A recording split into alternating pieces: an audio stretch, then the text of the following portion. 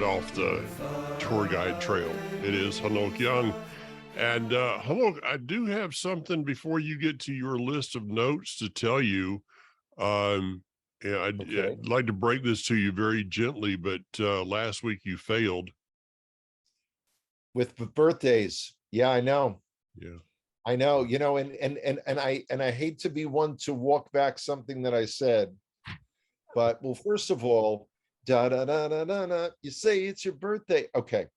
I gave the impression that we had a lull in the Connor sister series of birthdays. That's right. And much to my shock, I then went to my Excel spreadsheet that has all of them on it. And I remembered, oh my God, it's Elizabeth's birthday. Elizabeth Rose, Elisheva Vered, turning 9 years old.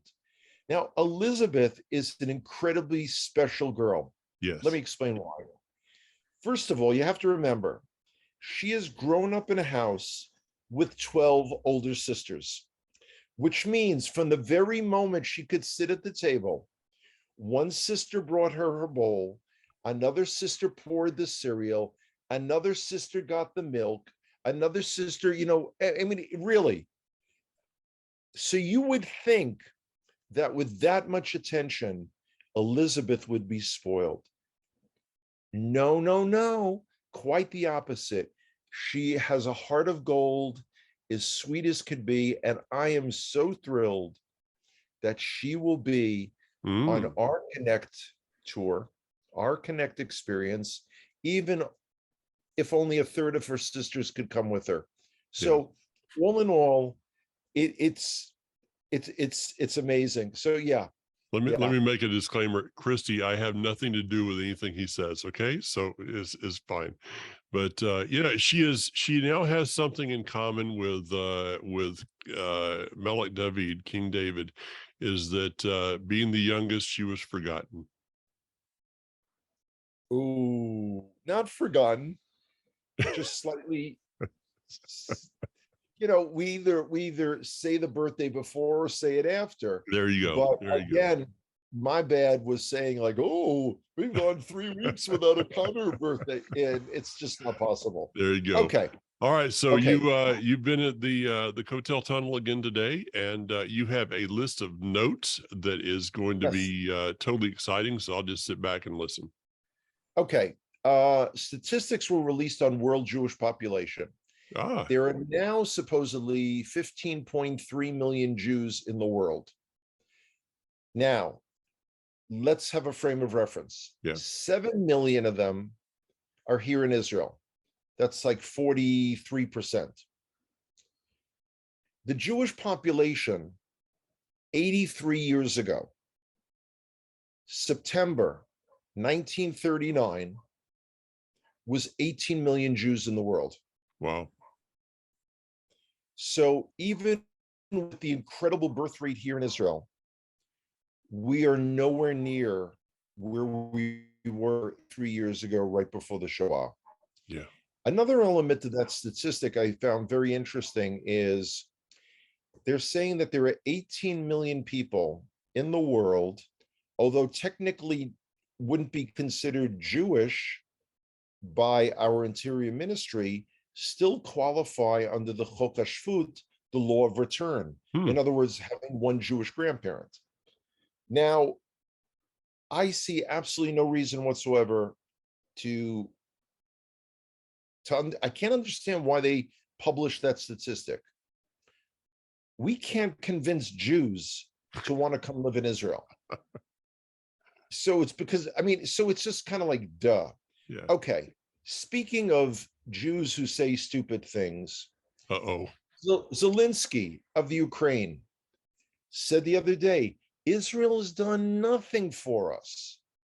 Now, again, we are far more concerned with what the Russians are doing in Syria. Yeah.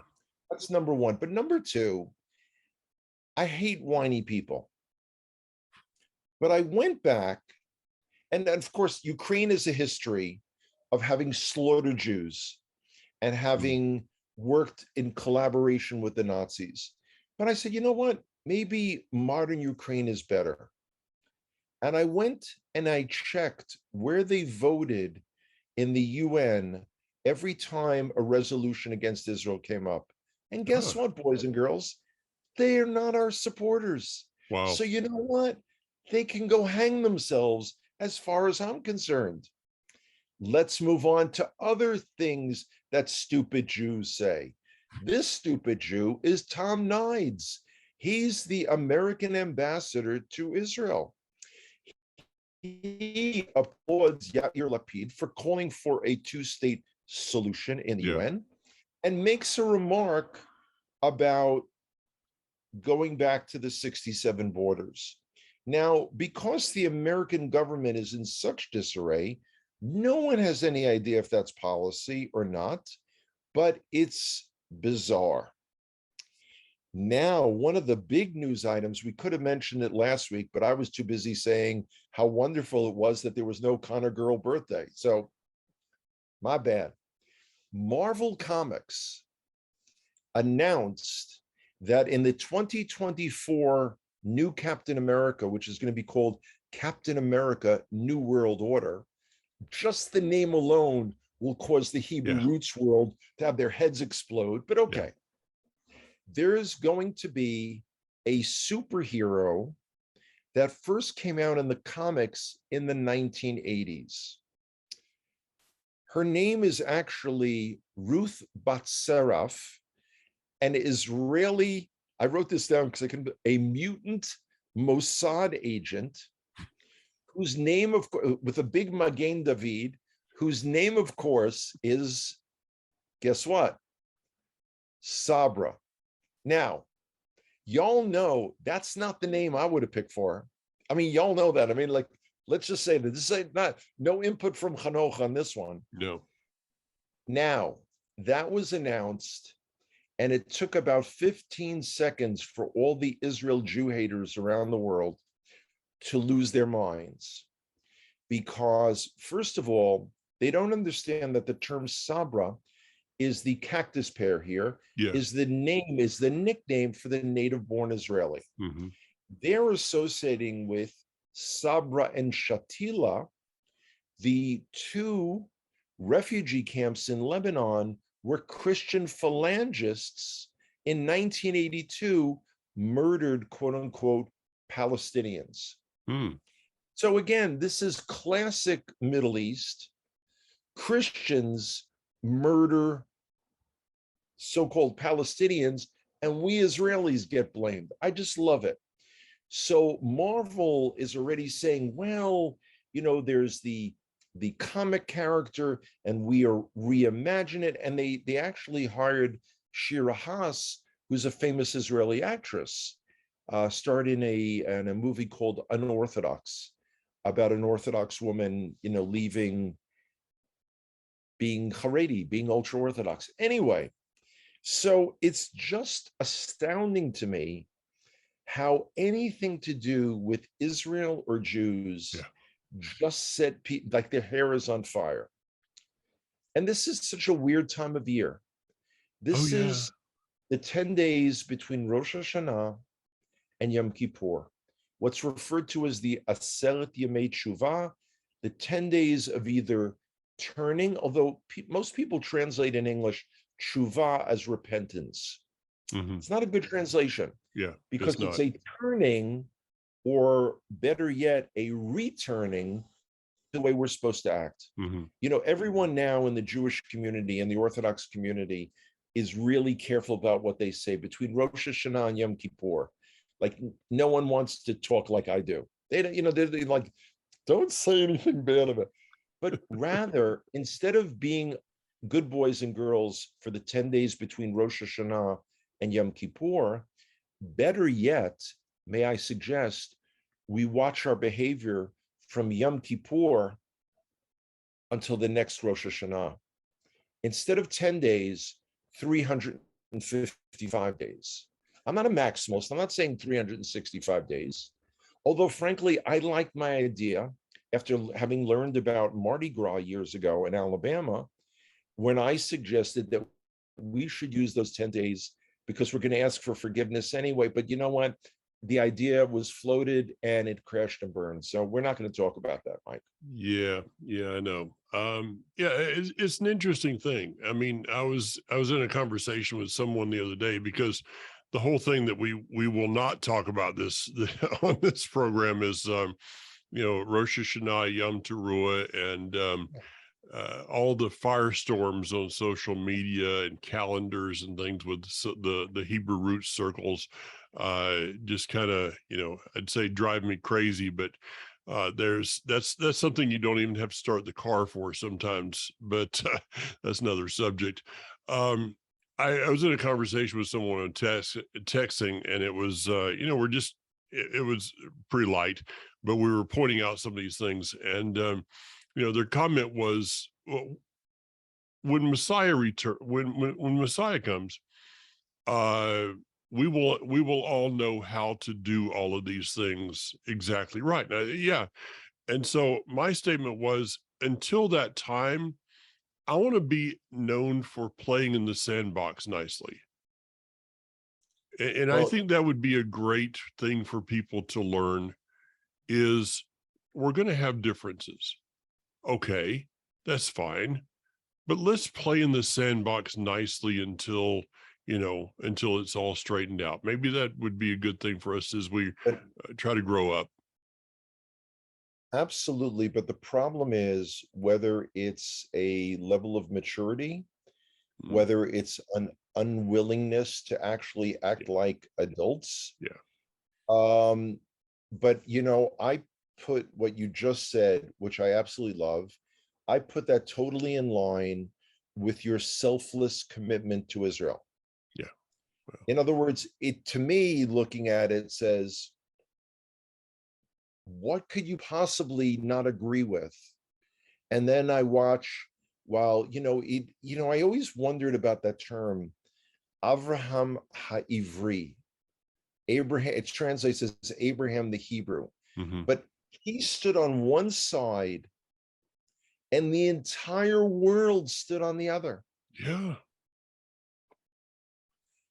It's interesting. In a recent conversation I had with our pal Moshe Kapinski, we were talking about the Connect group coming, and he said, for as much as you love that, I'm sure Mike is loving it. I said, yeah, absolutely.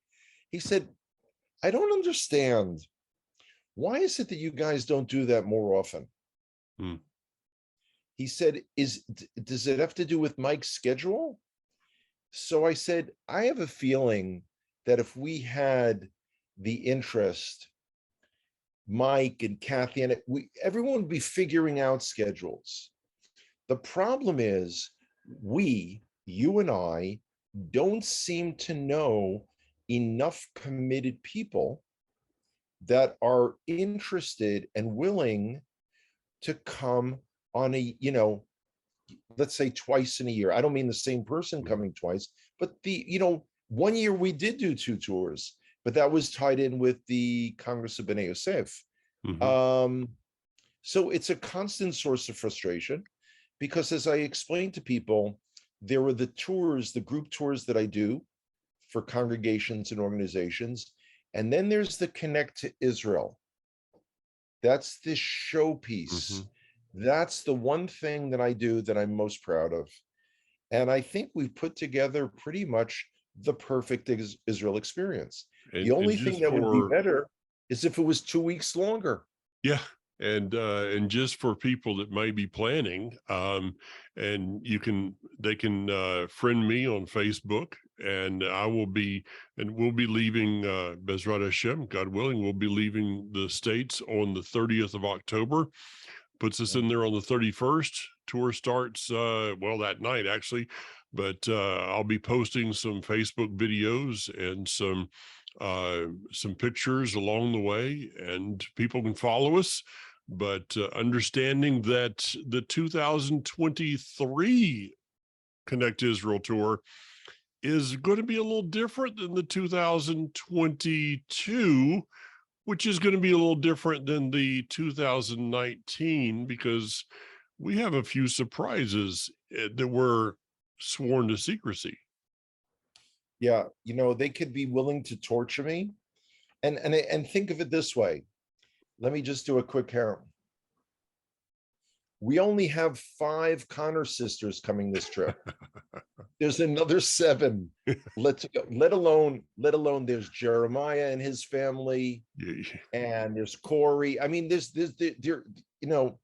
no shortage of Connor potential to come. yeah. So, There's a and listen, line, there's a line in Living Dangerously and Living Totally Foolish, and you're I done crossed that line. I yeah, done crossed that line before. long time ago. So if I'm gonna if I'm if I'm thrown a beating, it might as well be worth it. Really. Yeah, might as well. So Anyway, well, what else is so, happening in the land right yeah. now? A lot of things. There's continual anti-terrorist activity. And despite all the efforts with the Hamas incitement and firing fireworks at Jews visiting the Har HaBayit on Rosh Hashanah, this year is ending with a record number of Jews who have ascended the Temple Mount. Wow. This is the big thing. This is the big issue, is more and more people. And what's interesting is I have changed my presentation within the Kotel tunnels, and I am more than ever before focused on the fact that Israel for years has been occupied by multiple foreign Muslim elements, the Umayyads, the Ayyubids, the Abbasids, the Mamluks, the Ottomans, etc., and that it's all about the rebuilding of the temple. Wow. And it's so funny, right now it just flashed in front of me, your internet connection is unstable. No, I think they mean me, but that's okay. I'm not taking offense any longer. Y'all can call me what you want, but as the saying goes, just don't call me late for dinner. Well, that was Anyway. that was just a politically correct way of saying to you that you're unstable. It's okay. Well, it's funny that came up today with the I had 4 different groups, and I have to tell you, more than 3 tours is just way too draining. Yeah. So I've got to offer them less hours, and there was a guy who really took a liking to me, who happens to be Egyptian, who lives in the US, although his wife was wearing a big Catholic cross. So, kind of like a mixed metaphor. And he's like, I want to be your friend. And I'm thinking, okay, it's a little weird, but okay. And, it's just, I don't know. It's fascinating. I did, by the way, see a preview of Rivka Lambert Adler's article where she included many of my comments. She didn't edit any of them out, which is very interesting, as opposed to when I was interviewed years ago by Breaking Israel News, and they intentionally distorted my comments to go with the flow of the story. Oh yeah. But that's okay. One day, yeah. I am the God of vengeance, kind of thing. I'm Lord, just, I know vengeance is one of your things. Just, let me play with your toys occasionally. Anyway, so that'll be coming out Friday morning. So that's kind of neat. And tourism is limping back. And it's interesting. And one of the reasons that I'm not nearly as busy as a number of other tour guides really keeps coming back to the whole issue of Shabbat. If I worked on Shabbat, it'd literally be busy 7 days a week, 52 weeks out of the year. But ain't gonna happen. Gonna happen. I mean, I remember the days in which I would go and lead a tour, and we would tour on Shabbat. and this is the progression of my own life, that we don't do that anymore. Yeah. We're going to be turning everybody loose on Friday or on Thursday evening, actually, to go to the McCaney Yehuda market because we can.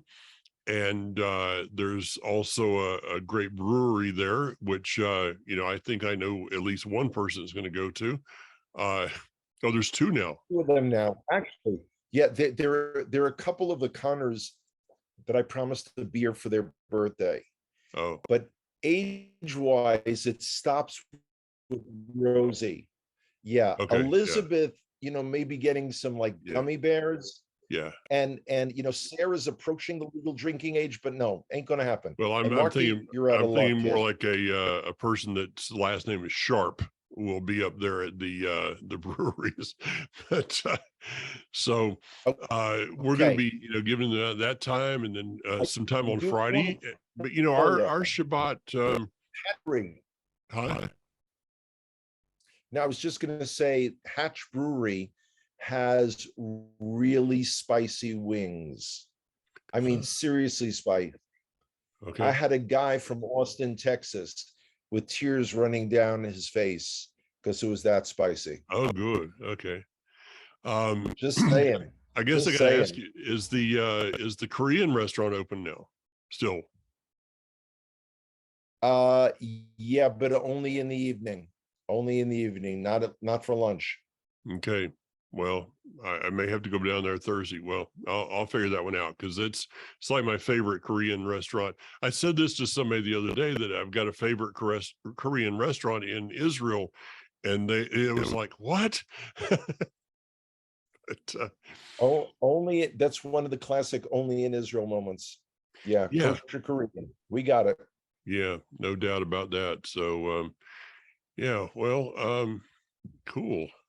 Sounds good. So you're busy between now and we're going to record early next week. How was I saw the pictures from the wall of Rosh Hashanah. I mean, wow, they packed him in there, didn't they?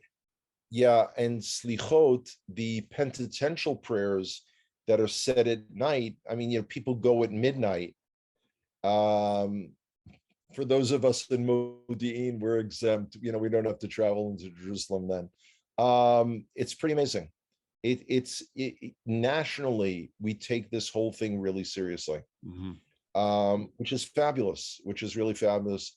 And of course, we have Yom Kippur coming up next week. There's going to be continued tension on the Har HaBayit, on the Temple Mount, and life goes on. Yeah. You mentioned tourism being up. Do you know if ICEJ Institute or International Christian Embassy Jerusalem will they be doing another parade this year finally? It's so interesting that you mentioned it. My guess would be yes, but I have not seen any blurbs for it. We only have 3 days of Chol HaMoed, of the intermediate days of Sukkot, that it could possibly be on. It's a Tuesday, Wednesday, Thursday. Yeah. I'll be guiding each of those days. I have one day of private guiding. One day I've got one of those monster shifts in the Kotel tunnels from 9 in the morning till 6 in the evening. And another day I've got a tourist Israel tour, Masada Ein Gedi Dead Sea. Temperature is beginning to get a little better. Not much. And of course, who am I to complain about the weather when we have so many mutual friends in Brandon, Florida? Oops.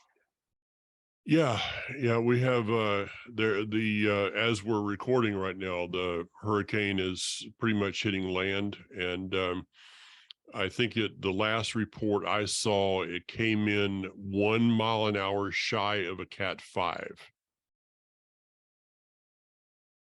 As we say in Hebrew, no bueno. Yeah, Not good at all.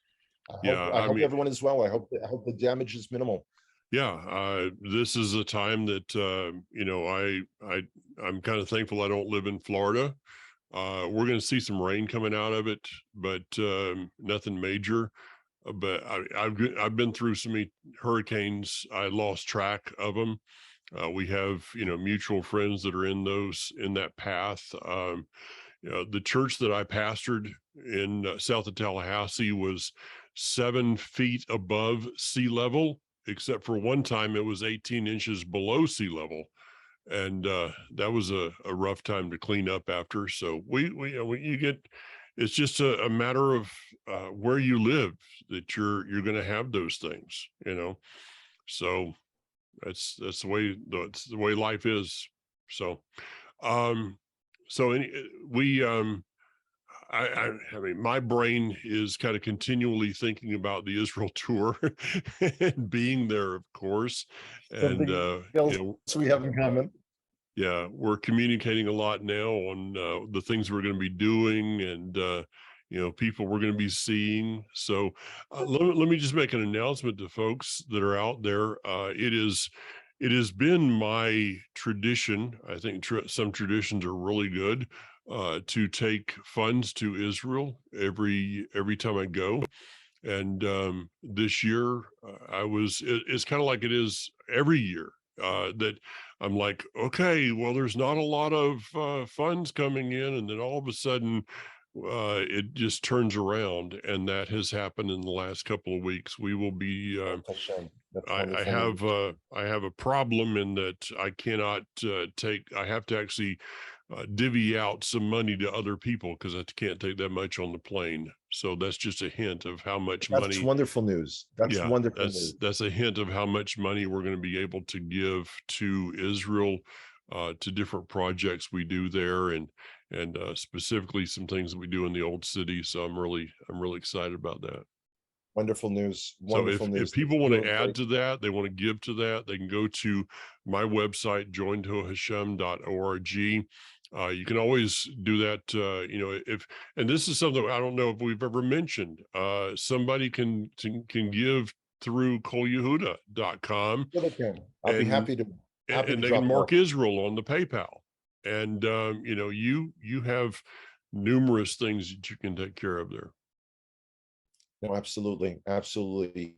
And lots more interesting things. And as our group arrives over the days that we're together, we will be introducing them to people in situations that they will want to help support and encourage and stand with over time, without a doubt. Yeah, the needs there are ongoing, and you don't get a lot of commercials, you don't get a lot of people talking about giving to Israel except for one group on television that should never be given a dime, in my opinion. Nope, nope.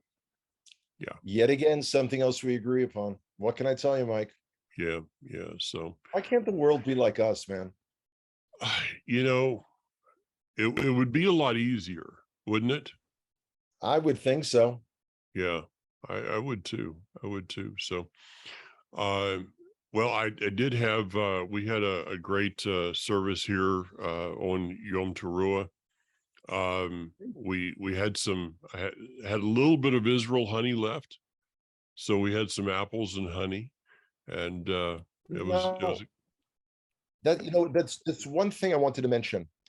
Everyone should make an effort to get Israeli wine on an ongoing basis. Could you imagine if all the people that we knew in common would have Israeli wine every Shabbat?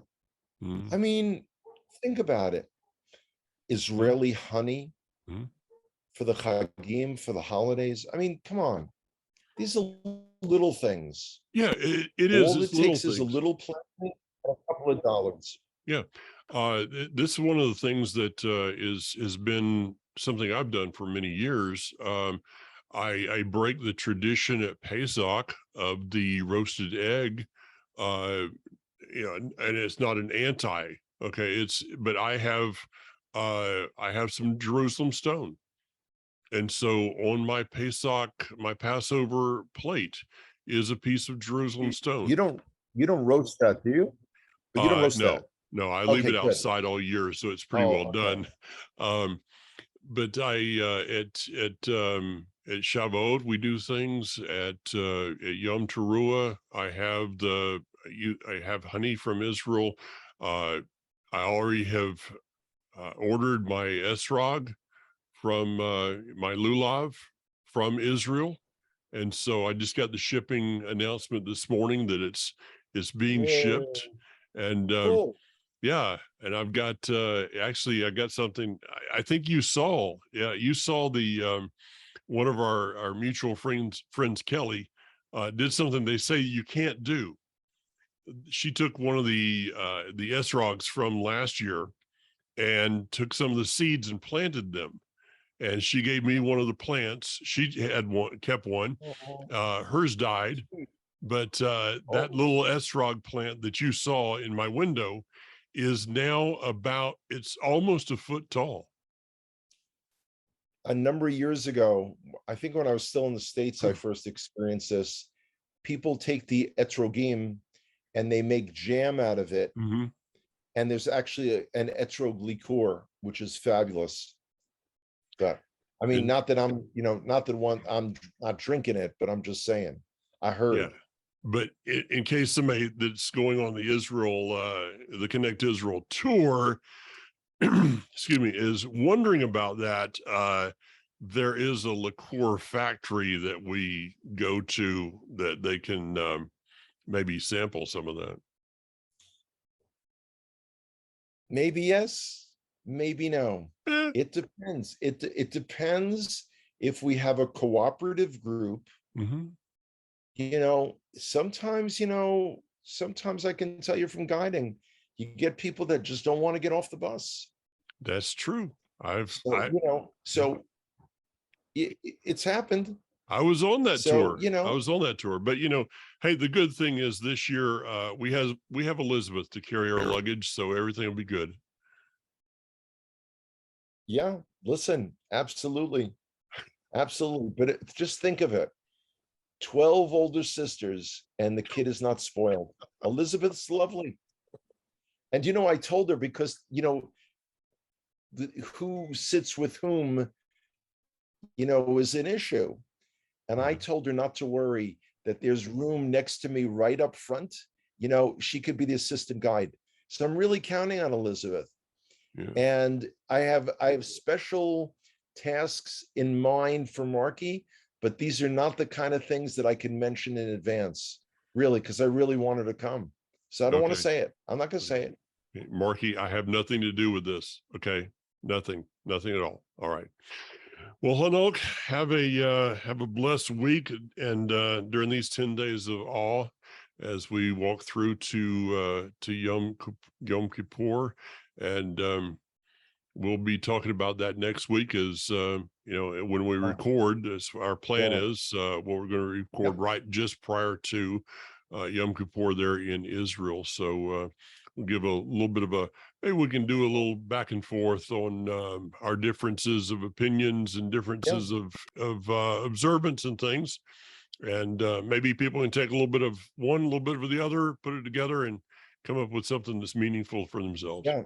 No, absolutely. I'm just hoping that right before Yom Kippur is not like my right before Rosh Hashanah, when my oven died finally. So, I'm hoping. I mean, usually things like that for me only happen before Rosh Hashanah Hmm. or before Pesach, one of the two. Okay, well, Anyway, the I good have a great thing, one. the good thing, Yeah, Hanok, is if your oven dies just prior to Yom Kippur, it's no big deal because you wouldn't be using it anyway. that's true. That's a good point. Thanks for the upbeat send off. All Take right. care, Mike. See you, man. Have a great one, man. You too.